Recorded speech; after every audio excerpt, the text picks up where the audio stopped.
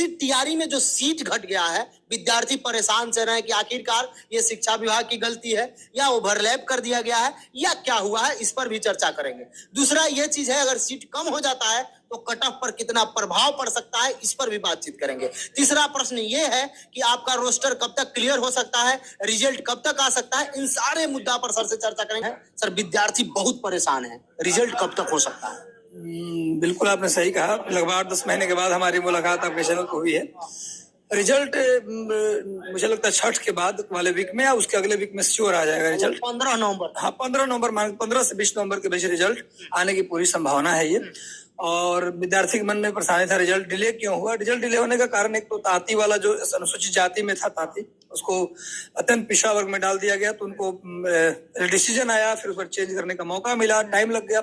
इधर BPSC interview लेने में बिजी था। 65 से 50% आरक्षण हो गया, ये भी हाँ, ये भी एक लेटर कारण था, चूंकि कोर्ट में मैटर था, इस वजह से भी देखा जा रहा था कि बाद में रिजल्ट आने के बाद कुछ हो तो इससे अच्छा है पहले ही सुधार कर लेंगे उसमें, ये भी एक कारण था। सर, ये कल के पेपर में भी दिया था कि सीट की संख्या कम हो गई, 28,000 से 24,000।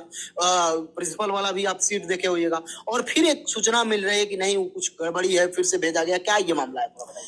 देखिए, गड़बड़ी वाली बात नहीं है। नोटिफिकेशन जब भी आता है किसी भी वैकेंसी का, बिहार में हो या किसी भी स्टेट में हो, तो नीचे लिखा रहता है सीट की संख्या बढ़ाई घटाई जा सकती है।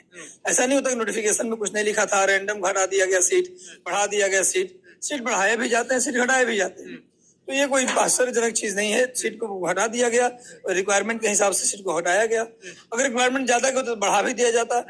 नोटिफिकेशन के अंतिम में हर नोटिफिकेशन में लिखा रहता है क्लियर, सीट को बढ़ाया भी जा सकता है, घटाया भी जा सकता है, नोटिफिकेशन में चेंज संभव है। तो इसमें कोई घबराने वाली बात नहीं है। मतलब अगर घटता है तो विद्यार्थी को नुकसान तो होता है। हाँ, बिल्कुल घटेगा सीट तो थोड़ा कट ऑफ पर तो असर पड़ेगा ही, लेकिन मुझे लगता है कि अगर आपकी तैयारी बेहतर है, आपने अच्छा पेपर किया है, तो सीट 1 हो या 1000 हो या 10,000 हो, रिजल्ट आपका होगा। और आपकी तैयारी नहीं है, आप अधूरे तैयारी के साथ गए तो सीट अगर 50,000 भी हो चाहे लाखों सीट हो, आप सिलेक्शन लेकर श्योर नहीं होते। सर, एक बात बताइए, जो विद्यार्थी टीआरई के एग्जाम दिया, आप दोनों टीआरई 1 टीआरई 2 में पूरा पढ़ा है, विद्यार्थी को सफल भी कराया, सब कुछ देखे, क्या टीआरई 1 टीआरई 2 से कट ऑफ इस बार कम हो जाएगा या उसी पैरेलल में रहेगा या कुछ बढ़ जाएगा? वो चाहे 1 to 5 हो या 6 to 8 हो या 9-10 हो, क्या प्रोसेस हो? मुझे तो लगता है उसी पैरेलल में होगा कट ऑफ, क्योंकि देखिए कट ऑफ बढ़ेगा नहीं, गारंटी है। कट ऑफ बढ़ेगा नहीं, कमेगा या उसी पैरेलल में रहेगा। क्योंकि देखिए, टीआरई 1 और 2 में अच्छे बच्चे जो पढ़ने वाले थे या फिर जो भी थे पुराने बीएड के, वो सब निकल के चले गए। 1-2 में वो लगभग चले गए, तो टीआरई 3 में नए बच्चे हैं, सब लोग नए लेवल से तैयारी की है, परीक्षा दिए हैं। तो या तो उसी पैरेलल में उसी के बराबर में रिजल्ट रहेगा, कट ऑफ रहेगा, नहीं तो कमेगा, बढ़ेगा नहीं कट ऑफ, ऐसा मुझे पूरा अनुमान है। और बाकी देखिए, प्रतियोगिता परीक्षा में जो छात्र बैठते हैं, प्रश्न पत्र का लेवल होता है, सब डिसाइड करता है। डिसाइड ये केवल नहीं करता कि सीट घट गया तो उससे कट ऑफ डिसाइड होता है। कट ऑफ डिसाइड होता है पेपर का लेवल और उसमें बैठने वाले विद्यार्थी का स्टैंडर्ड, और मुझे लगता है कि सीट की संख्या मुझे लगता है अंतिम प्रभावित करता है। सीट की संख्या कमना या बढ़ना वो कट ऑफ को उतना ज्यादा प्रभावित नहीं करेगा, इसलिए बच्चे टेंशन ना ले।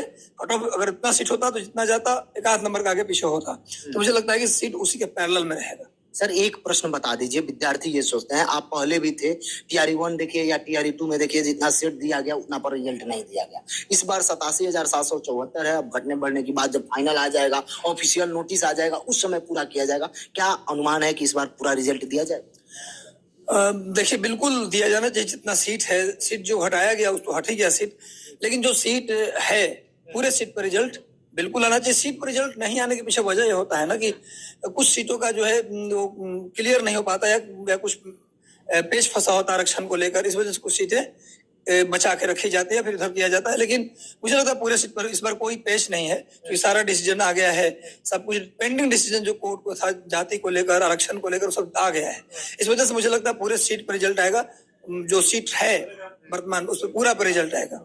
सर, विद्यार्थी ये सोच रहे हैं कि इस बार नहीं हो रहा है, क्योंकि टीआरई 1 टीआरई 2 और टीआरई 3 तीनों लगातार तैयारी किए, जो छट गए। टीआरई 4 में कौन विद्यार्थी लग जाए, किन सब्जेक्ट पर विशेष ध्यान दें, क्या क्या देखें? देखिए, मुझे लगता है ना कि जिनका अभी रिजल्ट के लिए जो वेट कर रहे हैं, उनको भी टीआरई 4 के लिए पढ़ाई करते रहना चाहिए, क्योंकि सतत प्रयास से ही सफलता मिलती है। आप ऐसे नहीं कि पार्ट टाइम या सीजनल पढ़ाई कर लिए सिलेक्शन हो गया, ऐसा नहीं होता।